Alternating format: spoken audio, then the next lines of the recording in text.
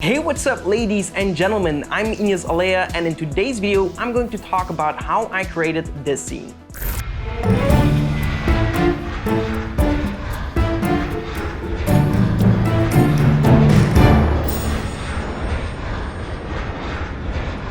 Alright, so that looks pretty cool, but before we start, story time. As you might know, I actually started posting tutorials on YouTube over 12 years ago. And boy, I feel old right now. I was passionate about creating epic videos with visual effects, and there weren't that many visual effects tutorials out there. Today I get daily messages from creatives asking me how to become a video editing expert. Over the years, a lot of people have been asking me if I have an online course, and until now, I've always had to let them down. I just didn't have the time to put everything I know in a complete and clear online course. The best part is really being able to work whenever you want, wherever you want, remotely.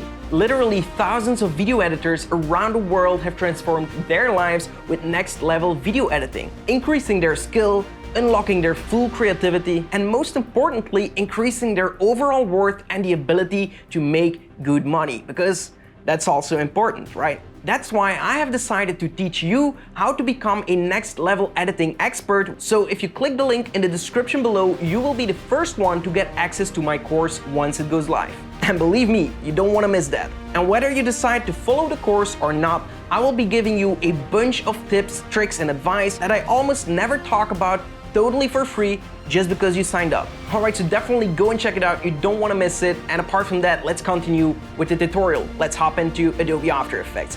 Alright, so in today's video, I will be giving you an overview on how I've created this crazy plane effect in Cinema 4D. So this was actually inspired, or completely copied actually, from a very creative visual effects artist on Instagram. He created this crazy bird plane interacting with this bird. He's called MBG_core. I think I will link you to his page in the description below as well. But very funny video, and it went completely viral, and I found it so funny that I wanted to recreate it for myself. So I did the interaction with a drone. I wanted to be a little bit controversial over there because drones have always been interfering with air traffic and it's always getting in the media. So anyway, I just wanted to experiment a little bit in Cinema 4D. I kind of felt lucky, and I will take you through my workflow on how I've done this shot. So of course, first you will need a plane. If you want, I will also provide you with a link to that in the description below.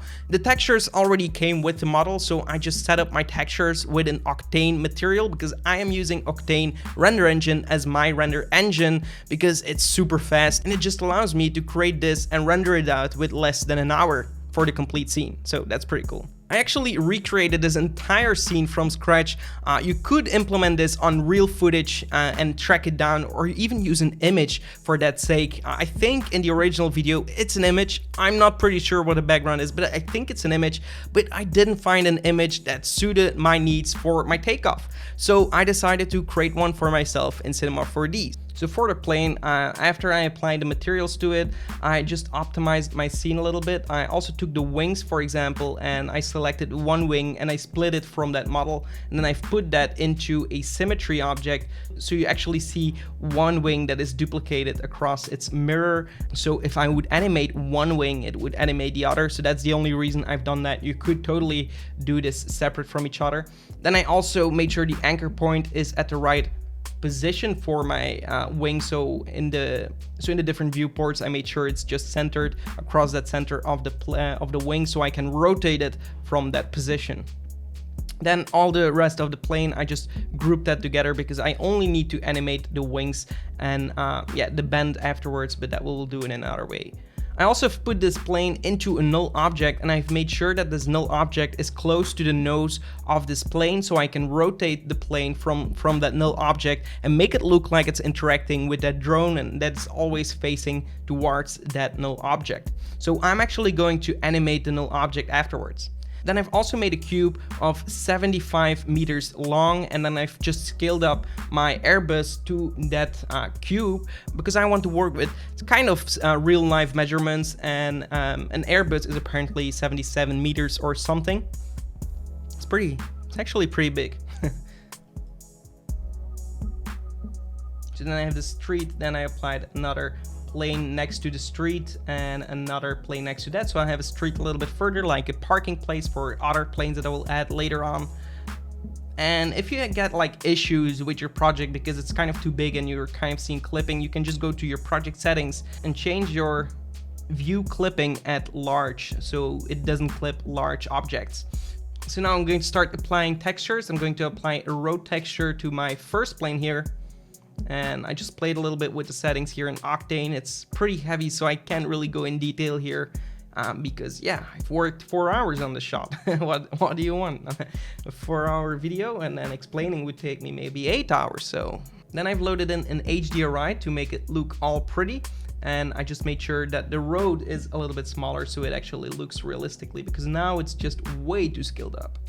And then I'm going to create a light with just a simple cube that I stretched out, and I made a selection and I added an emission material to that to make it illuminate, of course, so it looks like a real airstrip that you can see from the sky above. And then I've put this light into a cloner and I cloned it over the street so it looks a little bit more filled up and has a little bit more detail, and I've put this on the 2 sides of the road. Then I went into the Octane library. They have a ton of awesome materials ready to go, and I imported a grass material. I applied that to some grass fields so we have a little bit more variation in our landscape. Then I copied my plane and I put it like on the parking space, and I put it in a cloner effector so I can clone it over a longer period of time. And then I played a little bit with the rotation settings so it looks like these planes are actually parked in the background to kind of again fill up the field. Otherwise it would look a little bit too flat. You could continue by adding in a real airport and adding in mountains in the background, and I could have done that, but then I wouldn't have uploaded this video on Saturday because that would take me again more time, and I didn't really find immediately like a good airfield model, and then I would have to model it myself, and then yeah, you're not sleeping tonight. After I was done with the entire field setup and retexturing my plane, it was ready to start animating. So as you know, I've told you that I've put my plane in a null object, and I'm actually going to be animating that null object and not on the model of my plane itself. So I'm going to rotate my null a little bit to make it seem like it's actually taking off, and then I will just easily animate my position over the Z and move my plane forward, and then make it stop at a certain frame so it actually looks like it's encountering that bird or the drone, and make a keyframe over there. After that, you want to just animate the rotation of your plane to make it look like it's actually looking around the interaction object. And I've also angled my plane a little bit more down so it looks like it's actually flapping and it's actually flying there, and it just gives it a little bit more of a fun interaction. After that, it was time to animate my wings, and as you know, it's in a symmetry object. You could go and animate the rotation and really keyframe the entire thing, but I ended up adding a vibrate tag and give it a regular pulse with rotation enabled for the right axis, and also give it a frequency so it actually has a constant flapping speed. And I just animated the strength of the rotation to come in over time, so it's actually increasing in strength over time, so while it's taking off. That's just an easy way of animation. Using the vibrate tag has helped me a ton. I also added this vibrate tag to the plane, and I also made it rotate very slightly around the nose to give it a little bit more of vividness, and also I animated the position of Y in a regular pulse so it looks like it's flapping, because when you're flapping you're not standing still, you go up and down very slightly. So that's how I added a little bit more life in the plane after I've done the animation with the movement and with the rotation. And all I've done is, with the vibrate tag, just increasing the amount over time and creating keyframes at 0 before we're actually on the right moment. After that, I added everything of my plane in a null object except for the wings, because I just want to animate the body of the plane. And I added a bend effector in between the null and my object of my plane, so it's actually going to be affecting my plane now. Add a good length for my plane, and I just animated the strength, as you can see right here.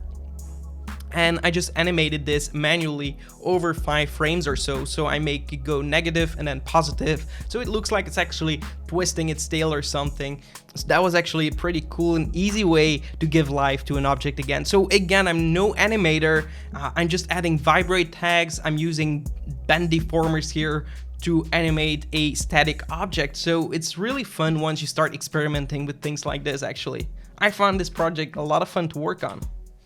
So obviously there is a lot of playing and back and forth with this effect. You really need to dial it down and experiment with what works and doesn't work. So I can't go and give you the exact numbers because I have been experimenting a long time on this scene. And I also used the timeline a little bit to smooth things out, to make everything work a little bit better. So that would be ideal if you want to animate, really learn how the timeline works and how you can adjust objects animation to make it more smooth. Because if you dive in there, that really differentiates you from a amateur animator to a somewhat decent one.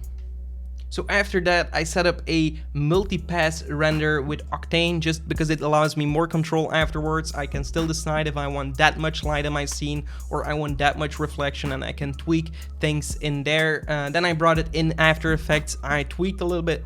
I played a little bit with the colors, make the grass seem a little bit more natural, and yeah, voila, so I have my final shot. I also added the plugin RSMB on top to add fake motion blur. You could also do that within After Effects, but yeah, I just ended up doing that afterwards, and some simple grades in here, and that made me do this final shot. And when you're working with CG shots, it's always important to crapitize your final result. So 3D render softwares render a super clean result of your 3D model, while in real life cameras have noise, have lens distortion and things like that, which you don't have necessarily in 3D. You could fake it, and that's what you should do when you're working with those scenes. So what I added in there on top is add a very subtle kind of blur, so the edges are a little bit more like, yeah, blurry, but it's still sharp enough. And then I also added some chromatic aberration very slightly to act as some lens distortion. I also added some noise and grain on there, but very subtle, so it has a little bit more animation in and it looks a little bit more vivid. So these are things you should do when you're working with 3D and you want to make them look real. You really have to think of how that would look in real life if you would shoot it with an actual camera. So really think of that. That's the only way you're really going to get the realism out of that. Then after that, I brought the entire scene in Adobe Premiere Pro, and I simply used a camera shake preset on top of my entire video, so it looks like it's being handheld filmed and it looks a little bit more dynamic and a little bit more vivid. And that brings us with this final result. So that's basically it for this video overview. I will say it's not really a tutorial, and for those that were expecting a tutorial this time, I'm sorry, it was just way too long to dive into a full and in-depth tutorial.